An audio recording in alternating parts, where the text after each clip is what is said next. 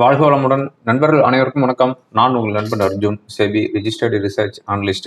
இன்னைக்கு 16th February post market போட்டு பார்த்துடலாம். இன்னைக்கு நியர்லி 200 பாயிண்ட்ஸ் நிஃப்டி வந்து ஹையில் க்ளோஸ் இருக்குது. அதாவது last 3 session, last Wednesday, Thursday and Friday, இந்த 3 நாளில் கிட்டத்தட்ட 550 பாயிண்ட் இறங்குச்சு. 550 பாயிண்ட் இறங்கி இன்னைக்கு வந்து 200 பாயிண்ட்ஸ் வந்து பவுன்ஸ் ஆயிருக்குது. அதாவது யூஎஸ் மார்க்கெட்டு இன்னைக்கு வந்து ஹாலிடே, ஓகேங்களா? அதாவது பிரசிடென்ஷியல் டே அப்படிங்கிறனால ஹாலிடே. யூஎஸ் மார்க்கெட்டு ஹாலிடே அப்படின்னாவே நம்ம இந்தியன் மார்க்கெட் கையில் பிடிக்க முடியாது, ஏறிட்டு இருக்குன்னு வச்சுக்காங்களேன்.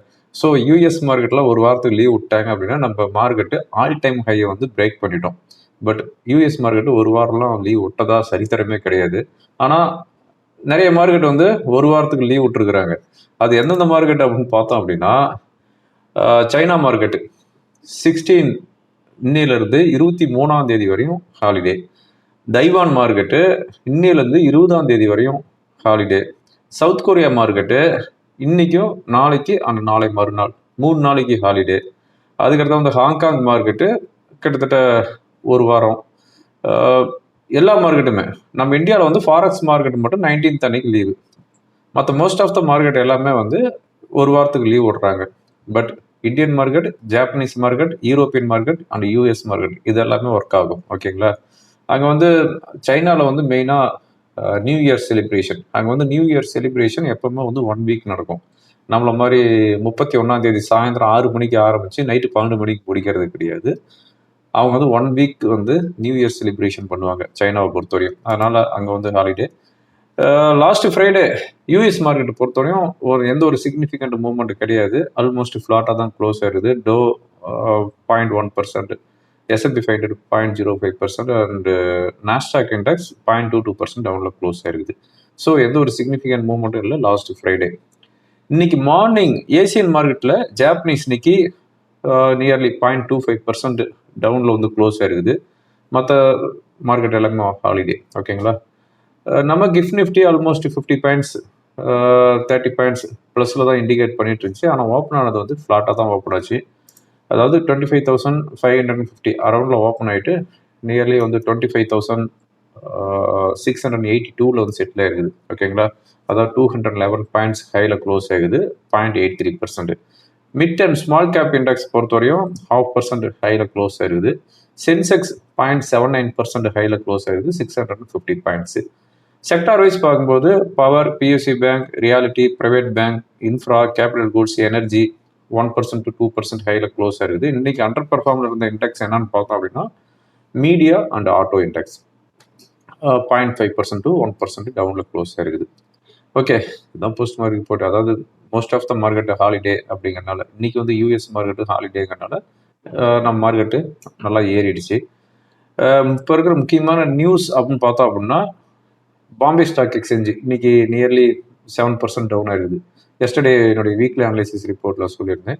ரிசர்வ் பேங்க் ஆஃப் இந்தியா வந்து சம் டைட்னஸ் பண்ணியிருக்கிறாங்க மார்ஜின் எக்ஸ்போசருக்கு. அதனால் வந்து புரோக்கிங் கம்பெனிக்கு எல்லாத்துக்குமே வந்து இம்பேக்ட் இருக்கும் அப்படின்னு சொல்லியிருந்தேன். இன்னைக்கு வந்து புரோக்கிங் ஸ்டாக்ஸ் எல்லாமே டவுனில் இருந்துச்சு. பாம்பே ஸ்டாக் எக்ஸ்சேஞ்சும் வந்து டவுனில் தான் இருந்துச்சு. அதாவது ஆல்மோஸ்ட் 9% டவுனில் ஓப்பன் ஆச்சு. பட் 3% ரெக்கவரி ஆயிருந்துச்சு. அதாவது ஜெஃப்ரீஸ் அப்படிங்கிற கிரெடிட் ரேட்டிங் ஏஜென்சி என்ன சொல்லிக்கிறாங்கன்னா, இந்த மார்ஜின் எக்ஸ்போஷர் வந்து டைட்டன் பண்ணதுனால பாம்பே ஸ்டாக் எக்ஸ்சேஞ்சோட ஏர்னிங்ஸில் 10% இதோட இம்பாக்ட் இருக்கும் அப்படிங்கிற மாதிரி ஒரு ஃபோர்காஸ்ட் கொடுத்துருக்குறாங்க. பட் பாம்பே ஸ்டாக் எக்ஸ்சேஞ்சை பொறுத்தவரையும் எவ்ரி டிக்ளைன் நம்ம வந்து ஆட் பண்ணலாம் up to National Stock Exchange listing வர்ற வரையும், ஓகேங்களா? ஸோ பாம்பே ஸ்டாக் எக்ஸ்சேஞ்சை பொறுத்தவரையும் எவ்ரி டிக்ளைன் வந்து ஆட் பண்ண வேண்டிய டைம் தான். மோஸ்ட்லி நேஷனல் ஸ்டாக் எக்ஸ்சேஞ்சோடைய லிஸ்டிங் வரும்போது தான் இதில் வந்து 3,500 கூட போகிறதுக்குனால பாசிபிலிட்டிஸ் இருக்குது. பட் இந்த நடுவில் ஏதாவது ஒரு நியூஸை கொடுத்து இந்த Angel One, Groww, Bombay Stock Exchange, Religare இது எல்லாமே ஏறும்போது எல்லாமே வந்து தலையில் ஒரு அழுத்துறாங்கன்னு வச்சுக்காங்களேன். ஒன்று ஃபினான்ஸ் மினிஸ்ட்ரியிலேருந்து என்ன சொல்கிறாங்க, எஸ்டிடி இன்க்ரீஸ் பண்ணுறேன்னு சொல்கிறாங்க. ஓகே அப்படின்ட்டு நல்லா டவுன் ஆகிட்டு மறுபடியும் பழைய மாதிரி ஏற ஆரம்பிக்கும் போது என்ன பண்ணுறாங்க, Reserve Bank of India some tightness பண்ணுறாங்க. அதனால் மறுபடியும் ஒரு குப்புறப்படுத்து தூங்குது. மறுபடியும் எந்திரிக்கும் போது வேறு யாராவது மறுபடியும் ஏதாவது நியூஸை கொடுத்து மறுபடியும் அடிப்பாங்கன்னு வச்சுக்காங்களேன். ஸோ இந்த புரோக்கிங் கம்பெனியில் எப்பப்பெல்லாம் எந்திரிக்கலாம் அப்போலாம் ஏதாவது ஒரு பேட் நியூஸ் கொடுத்துட்றாங்க. பட் புரோக்கிங் கம்பெனிக்கு நல்ல ஒரு ஃபியூச்சர் இருக்குது. காரணம் என்னென்னா, அதாவது டே ட்ரேடர்ஸ் பண்ணுறவங்களும் சரி, ஹோல்டிங்ஸ் வாங்கி வைக்கிறவங்களும் சரி, இப்போ வந்து நியூ கிளைண்ட்ஸ் வந்து ஆட் ஆகிட்டே இருக்கிறாங்க. அதனால் வந்து இவங்கெல்லாம் வந்து ஃப்யூச்சரில் வந்து நல்ல ஒரு வேல்யூ இருக்குது. ஓகேங்களா? ஆக்சுவலாக வந்து இந்தியன் பாப்புலேஷனில் கிட்டத்தட்ட 7% தான் வந்து ஸ்டாக் மார்க்கெட்டில் ஆக்டிவாக இருக்கிறாங்க. இன்னமும் அது வந்து 10%, 15%, 20% வந்துச்சு அப்படின்னா நல்லாவே வந்து இந்த கம்பெனிகளுக்கு எல்லாத்துக்குமே, அது மட்டும் இல்லாமல் எக்ஸ்சேஞ்சுகளுக்கு எல்லாத்துக்குமே வந்து டிமாண்ட் அதிகமாகும். அதுக்கடுத்ததான் வந்து பார்த்தோம் அப்படின்னா, இந்தியா ரஷ்யாவுடைய ஆயில் வாங்குறத வந்து ரொம்ப ரெடியூஸ் பண்ணிட்டாங்க அப்படின்னு ஒரு ஸ்டேட்மெண்ட் சொல்லியிருக்கிறாங்க. அதாவது ஜனவரி மந்த்து 1.15 மில்லியன் பேரல்ஸ் தான் வந்து நம்ம வாங்கியிருக்கிறோம் அப்படின்னு சொல்லியிருக்கிறாங்க. அதாவது ரஷ்யாவுடைய ஆயில் நம்ம வாங்கின ரேட் வந்து பார்த்தோம் அப்படின்னா, அவங்க என்ன ஸ்டேட்மெண்ட் என்ன சொல்லியிருக்கிறாங்கன்னா, $9 $11 பெர் பேரலுக்கு வந்து வாங்கியிருக்கிறோங்க இந்தியா. ஆனால் இந்த ஜனவரி மந்த்து நிறைய கட் பண்ணிட்டாங்க வாங்குறத அப்படின்னு சொல்லிட்டு, ரஷ்யாவுடைய ஆயில் இப்போ வந்து சைனா அதிகமாக பை பண்ண ஆரம்பிச்சிட்டாங்க. அதாவது சீப்பான ரேட்டுக்கு சைனாவில் வந்து அதிகமாக வந்து பர்ச்சேஸ் பண்ண ஆரம்பிச்சிட்டாங்க. அதுவும் வந்து 2.07 மில்லியன் பேரல்ஸ் வந்து பை பண்ணிக்கிறாங்க சைனா அப்படின்னு அந்த ரிப்போர்ட்ல சொல்லிக்கிறாங்க. ஆனால் சைனாவோட எஸ்டிமேட்டே வந்து 1.7 மில்லியன் பேரல் தான். ஆனால் வந்து மோர் தென் 2 மில்லியன் பேரல் வந்து சப்ளை பண்ணியிருக்கிறோம் அப்படின்னு ரஷ்யாவிலேருந்து வந்திருக்கிற ஒரு ஸ்டேட்மெண்ட் சொல்கிறாங்க. அட் த சேம் டைம் நம்ம இந்தியன் ஆயில் கம்பெனி எல்லாமே, அதாவது ரிலையன்ஸு, அதானி, அதுக்கப்புறமா வந்து ஐஓசி, பிபிசிஎல், மேங்களூர் ரீஃபைனரி, இவங்க எல்லாமே வந்து ரஷ்யாவை பொறுத்தவரையும் கஸ்டமராக தான் இருந்தாங்க. ஆனால் வெனிசுலாவை பொறுத்தவரையும் நம்ம இந்தியன் ஆயில் கம்பெனி எல்லாமே வந்து ஒரு பார்ட்னர் ஆயிடுறாங்க. லைக் வெனிசுலா கவர்மெண்ட்டை பொறுத்தவரையும் அங்கே என்ன மாதிரியான ரூல் அப்படின்னா, இப்போ ஒரு ஆயில் கிணறு இருக்குது அப்படின்னா அந்த கிணறுக்கு வந்து லைக் வெனிசுலாவுக்கிட்ட வந்து நம்ம வந்து ஒரு டீல் போட்டுக்கிறோம். அந்த டீலில் அவங்க வந்து ஒரு பார்ட்னர் ஆயிடுறாங்க. அந்த கிணறுல இருக்கிற எல்லா ஆயிலையுமே நம்ம வந்து எவ்வளோ வேணாலும் எடுத்துக்கலாம். பட் அதில் வர்ற ப்ராஃபிட்டில் சம் ஷேரிங் மட்டும் கொடுக்கறதா வந்து சொல்லியிருக்கிறாங்க. அதாவது ரஷ்யாவில் நாம் வாங்குறது எல்லாமே வந்து ஒரு பேரலுக்கு இத்தனை டாலர் அப்படின்னு சொல்லி வாங்கிட்டு இருந்தோம். ஆனால் வெனிசுலாவை பொறுத்தவரையும் அப்படி கிடையாது. எவ்வளோ வேணுமோ நம்ம எடுத்துக்கலாம். பட் அதில் சம் பர்சன்ட் நம்ம வந்து வெனிசுலா கவர்மெண்ட்டுக்கு பே பண்ணணும் அப்படிங்கிறது தான் அங்கே இருக்கிற ஒரு டீல். ஓகேங்களா? ஸோ இதனுடைய டீல் வந்து ரஷ்யா ஆயில் வாங்குறது பெனிஃபிட்டா, வெனிசுலா ஆயில் வாங்குறது பெனிஃபிட்டா அப்படின்னு பார்த்தோம் அப்படின்னா அதில் வந்து நிறைய வந்து காம்ப்ளிகேஷன் இருக்குது. காரணம் என்னன்னா, ரஷ்யாவிலேருந்து நம்ம இந்தியாவுக்கு டெலிவரி ஆகிறது ஒரு 10 to 12 டேஸில் வந்து டெலிவரி ஆகும். ஆனால் வெனிசுலாட்டிருந்து இந்தியாவுக்கு வர்றதுக்கு டெலிவரி ஆகிறதுக்கு 25 டேஸ் வந்து 28 டேஸ் ஆகும். அட் த சேம் டைம் அங்கே வந்து எந்த மாதிரியான லைக் எந்த அளவுக்கு அங்கே வந்து ஒர்க் ஃபோர்ஸ் கொடுக்குறோம், அதுக்கப்புறம் ட்ராவலிங் சார்ஜஸ், இது எல்லாமே வந்து கால்குலேட் பண்ணால் தான் தெரியும். பட் அதை பற்றியான டீட்டெயில்ஸ் ரிப்போர்ட் இதுவரை வர கிடையாது. 1 மந்த் ஆனால் தான் எந்த கண்ட்ரிட்டு இருந்து ஆயில் வாங்கினது பெஸ்ட்டு அப்படிங்கிறது 1 மந்த் ஆனால் தான் தெரியும். ஓகேங்களா? ரைட். அதுக்கு அடுத்ததாக வந்து Indian commerce secretary Rajesh Agarwal அந்த டீமை வந்து நெக்ஸ்ட் வீக் வந்து யூஎஸ்க்கு போகிறாங்க. யூஎஸ் போயிட்டு அந்த ட்ரேட் டீல் வந்து ஃபைனல் பண்ண போகிறாங்க, டீல் வந்து சைன் பண்ண போகிறாங்க அப்படின்ட்டு காமர்ஸ் செக்ரட்டரி வந்து நியூஸ் வந்து கொடுத்துருக்குறாங்க. அதுக்கடுத்து வந்து இந்தியன் ஐடி கம்பெனியே வந்து புரட்டி போட்ட ஆந்த்ராபிக் அதனுடைய சிஇஓ அமோடி இந்தியாவுக்கு வந்திருக்கிறாரு. அவர் வந்து இப்போ எந்த மாதிரியான ஸ்டேட்மெண்ட் கொடுத்துருக்கிறாரு அப்படின்னு பார்த்தோம் அப்படின்னா, இப்போ வந்து 2500 எம்ப்ளாயிஸோட ஸ்டார்ட் பண்ணிக்கிற அந்த கம்பெனி இன்னும் 3 மாசத்துல இது அப்படியே வந்து 3 மடங்கு அதிகப்படுத்த போகிறோம். அதுக்கடுத்த வந்து கம்மிங் அக்டோபர் மந்த் இல்லைன்னா செப்டம்பரில் இந்தியாவில் பெங்களூரில் நாங்கள் வந்து ஆஃபீஸ் வந்து ஓப்பன் பண்ண போகிறோம். ஸோ இங்கே இந்தியாவில் இருக்கிற எல்லா லாங்குவேஜ்லேயுமே பெங்காலி, மராத்தி, தெலுங்கு, தமிழ், பஞ்சாபி, குஜராத்தி, கன்னடம், மலையாளம், உருது அப்படின்ட்டு கிட்டத்தட்ட எல்லா லாங்குவேஜ்லேயுமே நாங்கள் வந்து சப்போர்ட் பண்ண போகிறோம். ஆந்த்ராபிக் வந்து நாங்கள் வந்து டெவலப் பண்ண போகிறோம். ஸோ இங்கே இந்தியன் ஐடி கம்பெனிங்களுக்கு நாங்கள் வந்து ரொம்பவும் வந்து காம்ப்ளிகேட்டாக இருப்போம், நாங்கள் வந்து ரொம்பவும் வந்து சேலஞ்ச் பண்ணுறோம் அப்படிங்கிற மாதிரியான ஒரு டீட்டெயில்ஸ் வந்து கொடுத்துருக்குறாரு. ஸோ இது வந்து மறுபடியும் நம்ம இந்தியன் ஐடி கம்பெனிகளுக்கெல்லாம் ஒரு தலைவலி கொடுக்க போகுது அப்படின்னு தான் சொல்லணும். ஓகேங்களா? ரைட். இதுதான் இப்போ இருக்கிற முக்கியமான நியூஸு. முக்கியமான ஈவெண்ட்ஸ் அப்படின்னு பார்த்தோம் அப்படின்னா எந்த ஒரு ஈவெண்ட்டும் சொல்லிக்கிற மாதிரி எதுவும் இல்லை. டியூஸ்டே எதுவும் இல்லை. வெனஸ்டே தான் வந்து எஃப்ஓஎம்சி மினிட்ஸ் இருக்குது யூஎஸ்ஏலேருந்து. ஓகேங்களா? இந்த வீடியோ ரெக்கார்ட் பண்ணிட்டு இருந்து யூஎஸ் ஃபியூச்சர் நியர்லி 200 பாயிண்ட்ஸ் வந்து ஹையில் தான் ட்ரேட் ஆகிட்டு இருக்குது. ஓகே, இப்போ ஓவரால் மார்க்கெட் எப்படி இருக்குது அப்படின்னு பார்த்தோம் அப்படின்னா, அதாவது எல்லா மார்க்கெட்டும் ஹாலிடேங்கிறனால நம்ம மார்க்கெட் வந்து இன்றைக்கி வந்து பவுன்ஸ் ஆகிருக்குது. மோஸ்ட்லி நாளைக்கும் இந்த ரேலி கண்டினியூ ஆகலாம். ஏன்னா ஓப்பன் இன்ட்ரெஸ்ட் வந்து அந்த மாதிரி தான் இண்டிகேட் பண்ணிட்டு இருக்குது.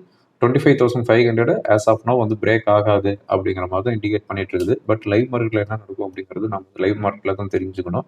பட் 25,500 ஓகேங்களா, இந்த லெவல் வந்து லாஸ்ட் ஃப்ரைடே வந்து 25,500 கீழே தான் க்ளோஸ் ஆச்சு, அதாவது 25,470 அரௌண்டு. பட் அகைன் வந்து இப்போ பவுன்ஸ் ஆயிருக்கனால அகைன் 25,500 தான் இப்போ இருக்கிற ஒரு சப்போர்ட்டாக இருக்கும். அதெல்லாம் பிரேக் பண்ணும்போது 25,300 to 200 வரை வர்றதுக்குண்டான வாய்ப்பு இருக்குது. ஏன்னா அந்த கேப் வந்து இன்னமும் கொஞ்சம் இருக்குது அந்த ஃபில் பண்ணுறதுக்கு. அதாவது ட்ரேட் டீல் முடிஞ்சதுக்கப்புறம் ஒரு கேப் வந்துச்சு பார்த்தீங்களா, அந்த கேப் வந்து ஃபில் பண்ணுறதுக்கு இன்னும் பாயிண்ட்ஸ் இருக்குது. பட் அது எப்போ ஃபில் ஆகும்னு தெரியல. பட் இப்போ வந்து நீங்கள் வந்து 200 பாயிண்ட்ஸ் பவுன்ஸ் ஆயிருக்கிறதுனால அதாவது ஒரு பிக் புல்லிஷ் கேண்டில் ஃபார்ம் ஆயிருக்குது. அப்படிங்கும்போது 25,500 அகைன் சப்போர்ட்டாக இருக்கும். இப்போ ரெசிஸ்டன்ஸ்னு பார்க்கும்போது 25,800.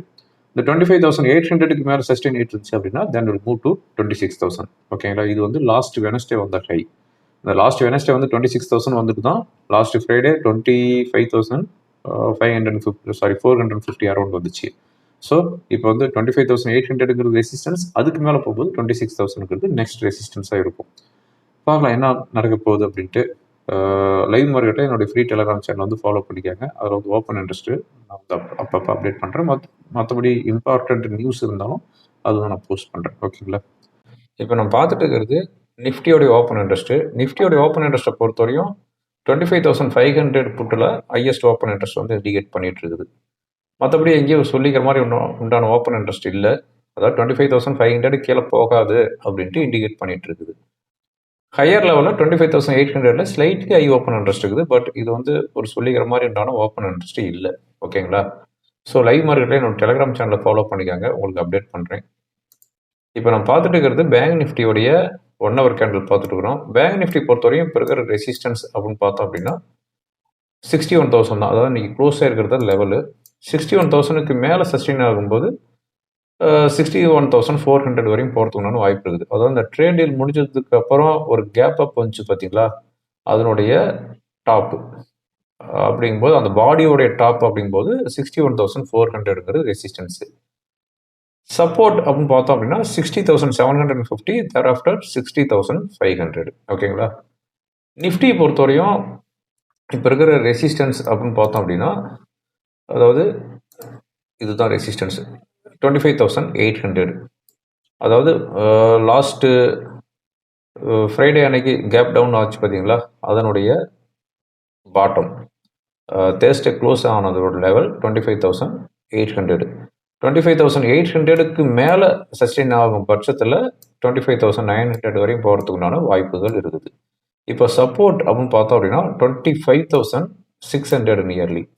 அதுக்கு கீழே சஸ்டெயின் ஆச்சு அப்படின்னா 25,500ங்கிறது நெக்ஸ்ட் சப்போர்ட்டாக இருக்கும். ஓகேங்களா, ஸோ ரெசிஸ்டன்ஸ் 25,800 தென் 25,900ங்கிறது ரெசிஸ்டன்ஸாக இண்டிகேட் பண்ணிட்டு இருக்குது. ஓகேங்களா, ஓகே ஃப்ரெண்ட்ஸ், இந்த வீடியோ உங்களுக்கு ரொம்ப யூஸ்ஃபுல்லாக இருக்கும்னு நினைக்கிறேன். யூஸ்ஃபுல்லாக இருந்துச்சு அப்படின்னா ஃப்ரெண்டுங்களுக்கு ஃபார்வர்ட் பண்ணுங்கள். தேங்க்யூ ஃபார் வாட்சிங். வாழ்க வளமுடன்.